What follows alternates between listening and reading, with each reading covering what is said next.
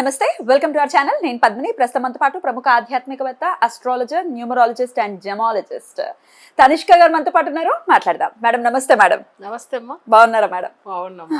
ఇది వరకు రోజుల్లో మన పూర్వీకులు వాళ్ళ లైఫ్ స్టైల్ చాలా పీస్ఫుల్ గా ఉండేది. వాళ్ళ జీవన విధానం ఇప్పుడు ఇప్పుడు వాళ్ళు చెప్తూ ఉంటే ఇలా ఉండేవాళ్ళం మేము, చాలా ప్రశాంతంగా ఉండేది మా జీవితం. ఎందుకంటే సూర్యాస్తమయం తర్వాత తినకుండా ఉండటం కానీ, త్వరగా పడుకోవటం కానీ, ప్రతి అమావాస్యకి తర్పణాలు వదలటం పితృదేవతలకి, అలాగే వాళ్ళు చనిపోయిన తిథులప్పుడు ఖచ్చితంగా శ్రార్థం పెట్టడం కానీ ఇవన్నీ ఉండేవి కదా మేడం. అవన్నీ కాలక్రమేణా మారిపోయింది. ఇప్పుడు ఫాస్ట్ జనరేషన్ ఉన్నాం, ఇవన్నీ ఎవరు నమ్ముతాడు అని రకరకాల హెచ్చలకు వెళ్ళారు. రకరకాల కొత్త కొత్త సమస్యలు మనల్ని చుట్టుముట్టడం, అయినప్పటికీ మనం నమ్మకుండా ఉండటం అనేది ఇప్పుడు జనరేషన్ లో చాలా మంది ఫేస్ చేస్తున్నటువంటి ఒక ప్రధానమైన సమస్య. పితృదేవతలకు మనకింత జీవితాన్ని ఇచ్చింది మన పితృదేవతలు. ఇంకా దేవతలు ఖచ్చితంగా ఉన్నారు అని ప్రూవ్ చేయాలంటే మన తల్లిదండ్రులే, వాళ్ళ తల్లిదండ్రులే దేవతలు కదా. అయితే వాళ్ళు వెళ్ళిపోయిన తర్వాత వాళ్ళని మర్చిపోవటం అనేది చాలా కృతజ్ఞత లేకపోవటం కదా. మరి ఈ పితృ దోషం అనేది ఎన్ని రకాలుగా సంక్రమిస్తుంది? అలాగే ఓన్లీ పితృ అంటే మరి ఓన్లీ తండ్రి మాత్రమేనా? మరి తల్లి చనిపోతే అది కూడా పితృదోషం కిందకే వస్తుందా? అంటే చేయకపోతే, నా ఉద్దేశం కార్యక్రమాలు సరిగ్గా చేయకపోతే అసలు ఏమిటి పితృదోషం? అంటే వీటి నుంచి బయటపడాలి అని అంటే ఏం చేయాల్సింది? ఆస్ట్రాలజీలో మీరు చూసినప్పుడు, జన్మజాతకం చూసినప్పుడు మీరు చెప్తారా పితృదోషం ఉంది అని కనిపెట్టగలరా? ఎట్లా? ఇవన్నీ ఒకసారి చెప్పండి. ఇప్పుడు పితృదోషం గురించి మనం ఎలా అయితే ఫస్ట్ వాళ్ళ జాతకం చెక్ చేస్తాం. వాళ్ళకి సమస్యలు వచ్చి జాతకంలో దశ రీతిగా వచ్చిందా లేదు గోచర రీతిగా వస్తుందని చూసినప్పుడు అక్కడ కూడా మనకు కనిపించకుండా ఒక విషయం ఏంటంటే పితృదోషం వల్ల వస్తుంది. అంటే ఇవి రెండు బాగానే ఉన్నాయి, ఎందుకు సమస్య వస్తుంది? సరే, పితృదోషం వాళ్ళకి ఎలా వచ్చింది? ఇప్పుడు ఒక ఇంట్లో వాళ్ళ జాతకం చూస్తారు, వాళ్ళ ఇంట్లో ఉండే వాళ్ళందరికీ కూడా పితృదోషాల వల్ల సమస్యలు బాధపడే వాళ్ళు ఉంటారు. కానీ కొన్ని జాతకాలకు ఏమైతుందంటే, ఇప్పుడు వాళ్ళ జాతకంలో సూర్యుడు, ఒకరి జాతకం చూస్తారు, వాళ్ళ జాతకంలో సూర్యుడు నెగిటివ్ అయిపోయి ఉంటే, సూర్యుడు అంటే సింహ రాశిలో మాంది గ్రహం ఉండింది, అది దాని వాల్యూ 1. వాళ్ళ నాన్నగారు చనిపోయిన పవర్, డేట్, మంత్, ఇయర్ అన్ని కలిపితే 1 వచ్చింది అనుకోండి, అప్పుడు ఆయన కోరికమే పితృదోషం అనేది ఉంటుంది. ఇప్పుడు నాన్నగారు చనిపోతేనే పితృదోషం అంటే లేదు, వాళ్ళ ఫ్రెండ్ చనిపోతే కూడా పితృదోషం ఉంటుంది. ఫ్రెండ్ తో మనకేంటి సంబంధం? ఇప్పుడు అడిగండి. ఇప్పుడు ఫ్రెండ్ అనేటప్పుడు దానికి సంబంధించిన గ్రహం బుధుడు, మేనమామకు సంబంధించిన గ్రహం కూడా బుధుడే. ఇప్పుడు ఈ విషయం నేను ఒక 12 ఏళ్ల కింద నేను లైవ్ ప్రోగ్రామ్ లో చెప్పున్నాను. ఒకసారి చెప్పినప్పుడు ఫ్రెండ్ చనిపోయిన తర్వాత ఒక అబ్బాయి కూడా దోషం వచ్చింది, ఇవి నేను చూసి చెప్పాను. అంటే అప్పుడు ఏమైందంటే, ఇది తర్వాత కొన్ని మంది చూసి నా ప్రోగ్రామ్ చూసి డైరెక్ట్ అపాయింట్మెంట్ తీసుకుని వచ్చారు. అప్పట్లో నేను జాతకం అనలైజ్ చేస్తే తన జాతకంలో బుధుడు నెగిటివ్ అయి ఉన్నాడు.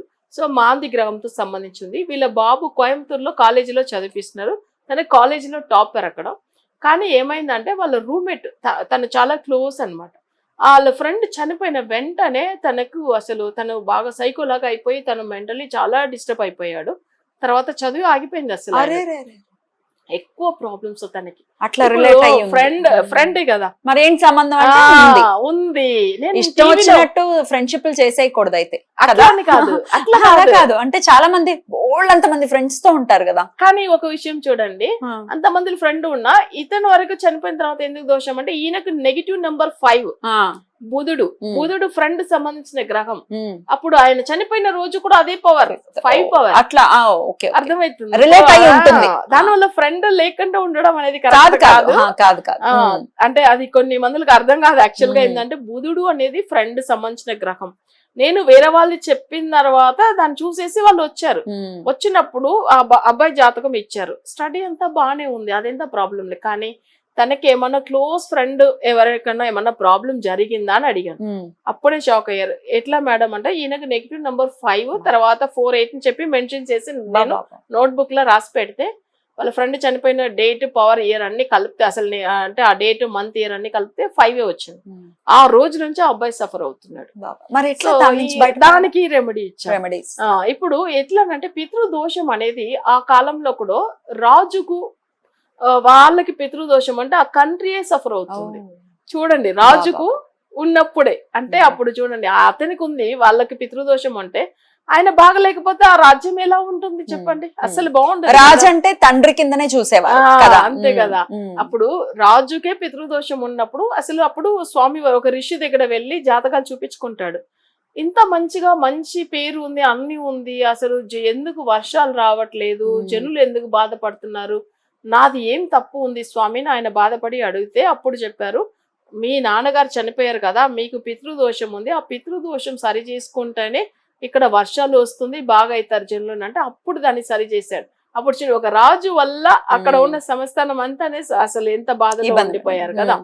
ఎందుకంటే పితృదేవతల దోషం అనేది ఏ రకంగా వస్తుంది అంటే, ఇప్పుడు తల్లి తండ్రి అయినా, తర్వాత తాత నానమ్మ అమ్మమ్మ ఎవరైనా, లేదు వాళ్ళ కజిన్స్ తోడు పుట్టిన వాళ్ళు సిబ్లింగ్స్ వల్ల కూడా వస్తుంది. అది కాకుండా మేనమామ, సో ఎవరైనా ఫ్రెండ్ ఇట్లా. అయితే ఇదంతా ఎట్లా కనిపెట్టవచ్చామంటే, వాళ్ళ జాతకం చూస్తే కేతుతో మాంది ఉంటే వాళ్ళకి అమ్మమ్మనో నానమ్మనో చనిపోతే దోషం ఉంటది. అయితే అందరికి రాదు ఆ దోషం, వాళ్ళ జాతకంలో వస్తుంది. ఇప్పుడు కొన్ని జాతకాలకి ఏంటంటే బుధుడు నెగిటివ్ అయి ఉంటే ఫ్రెండ్ మేనమామలో చనిపోతే ఆ దోషం వస్తుంది. కొన్ని జాతకంలో చంద్రుడు మాంది గ్రహం ఉంటే మదర్ తల్లి చనిపోయినప్పట్లో అసలే బాగుంటది. ఇవన్నీ జాతకం చూసి ఆ పితృదోషాలకు సరైన రెమెడీ ఇస్తే తప్పకుండా సాల్వ్ అవుతుంది. కానీ చాలా మందులు ఎన్నో టెంపుల్స్ వెళ్ళి తిరిగేసి వస్తారు.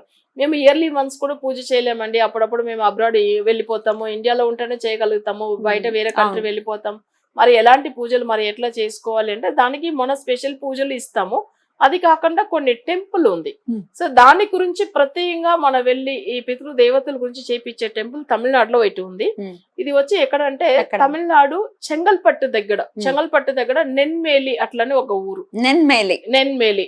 ఆ ఊర్లో ఏంటంటే స్వామివారు విష్ణుమూర్తి ఆయన వచ్చి ఏం చేశాడంటే తనకు సంబంధించిన ఆయనకు పూజలు చేసి అసలు ఆయన గురించే కొన్ని గుడి కట్టించారు. యాక్చువల్ గా చెప్పాలంటే అప్పటి కాలంలో ఇద్దరు భార్య భర్తలు అక్కడ ఒక గుమాస్ అంటే వీళ్ళు వచ్చి బ్రిటిష్ ఆధిక్యం ముందుకనే కూడా అనుకోండి. అప్పట్లో ఏంటంటే వాళ్ళకి ట్యాక్స్ తీసుకెళ్లి వాళ్ళకి ఇవ్వాలి కదా, అప్పట్లో రాజులకి ఇవ్వాలి. అది ఏం చేస్తాడంటే ఈయన తీసుకొచ్చి గుడి కడుతూ ఉంటాడు విష్ణుమూర్తి. అప్పుడు వీళ్ళకి కోపం వచ్చి ఈయనకు శిక్ష ఇస్తాడు, రామదాస్ లాగానే. ఈయనకు ఉరి శిక్ష ఇస్తే వీళ్ళ భార్య భర్తలకు ఇద్దరికి ఇస్తే వాళ్ళు ఒకటే ఏడుస్తున్నారు స్వామి వారి దగ్గర, మాకు పిల్లలు లేదు కదా, మాకు పితృ తర్పణాలు ఎవరు ఇస్తారు అని ఏడుస్తాడు. సో అప్పుడు నాకు వేరే ఏం బాధ లేదు స్వామి అంటే అప్పుడు ఏం చేస్తాడు విష్ణుమూర్తి, నేనే మీ కొడుకు వచ్చి నేనే చేస్తాను మీకు పితృ తర్పణాలు అని చెప్పి ఆయన అక్కడ చేశాడు అనమాట. సో అది అంటే ఆయన పేరు శ్రాద్ధ పెరుమల్. శ్రాద్ధం అంటే ఇట్లా పెట్టడమే. సో ఆ స్వామి వారి పేరే అది పెరుమల్.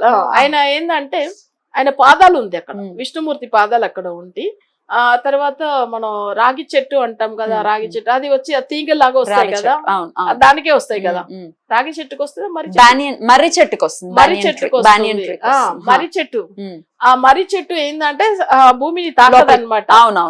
యాక్చువల్ గా ఆ టెంపుల్ లో తాకదు, తాకుతాయి. ఆ ఊర్లో అక్కడ ఆ టెంపుల్ లో తాకదు. అక్కడ అది ఏంటంటే స్వామి వారి పాదాలు ఉందంట, ఆయన బాధ పెట్టకూడదు.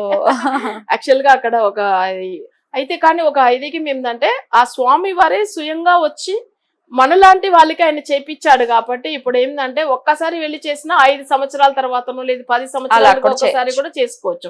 ఇయర్లీ వన్స్ చేయాలని అవసరం లేదు. ఇప్పుడు అందరూ మర్చిపోతూ ఉంటారు, వాళ్ళకి ఎక్కడో గుర్తు ఉంటది అవన్నీ చేయడానికి, కానీ గుర్తు పెట్టుకోవాలి యాక్చువల్ గా కదా, కానీ చేయాలి.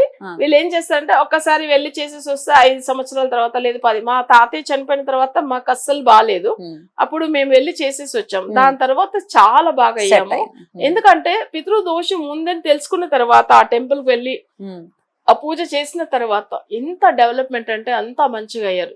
అందులో మేము అసలు చెప్పాలంటే మా అత్తమ్మ మామయ్య నేను మా హస్బెండ్ మేము మళ్ళీ అక్కడ చేసి తర్వాత చాలా మంచిగా అనిపించింది. అది చాలా మందిలో క్లయింట్ అసలు వెళ్ళి దర్శనం చేసుకుని, ఆయనకైతే ఏంటంటే పర్టికులర్ గా అక్కడ వాళ్ళ నెంబర్ మొబైల్ నెంబర్ కూడా ఇవ్వమంటే ఇస్తాము, మీరు వాళ్ళ కనుక్కొని వెళ్ళాలన్నమాట. అక్కడ ఏదైనా సెపరేట్ గా పూజలు ఉంటుంది, కాస్ట్ ఏముండదు, నార్మల్ గా ఉంటుంది, అక్కడ వెళ్ళి చేసుకోవచ్చు. ఏమో ఒకటి వీళ్ళు వెళ్ళి రావడం అనేది తిథులు అవి మాకు తెలియదు అన్నా కూడా వెళ్ళొచ్చా, వాళ్ళు ఏం చేయాలని మనం కనుక్కోవాలి. ఎందుకంటే పర్టికులర్ గా ఒక కొన్ని టైమింగ్స్ వాళ్ళు చేస్తారు, రోజు చేసేయడం ఉండదా, రోజు అనేది వాళ్ళు ఒక టైమింగ్ ఇస్తారు, ఆ టైమింగ్ ప్రకారమే వెళ్తే బాగుంటది. సో ఇప్పుడు శనివారం అట్లా వెళ్తున్నప్పుడు ఏంటంటే స్వామివారి దగ్గర అక్కడ వెళ్ళి దర్శనం చేసుకుని ఆయన పాదాలకు పూజలు చేపిస్తారు. సో స్వామివారే చేసినట్టుగా అన్నమాట. అంటే మనకేం దోషం ఉండదు, 10 సంవత్సరాలు అయిన తర్వాత కూడా వెళ్ళి చేసుకోవచ్చు. మళ్ళీ కొంతమందిలో రెగ్యులర్ గా చేసేదానికి టైం ఉండవు, ఇయర్లీ వన్స్ చేయడానికి. సో ఒకరొకరు ఏం చేస్తారంటే ఇట్లా చేసుకుని వెళ్తారు, అబ్రాడ్ వెళ్ళినప్పుడు అక్కడ వెళ్ళి ఉంటామండి మేము ఎలా చేస్తాం అంటారు కదా, ఇలాంటి వాళ్ళు కూడా చేసుకోవచ్చు. పితృదోషాలు అనేటప్పుడు తప్పకుండా జాతకం ఫుల్ చూసినప్పుడు ఎవరి వల్ల పితృదోషం వచ్చిందని కూడా నేను కనిపెట్టేస్తాను. Okay okay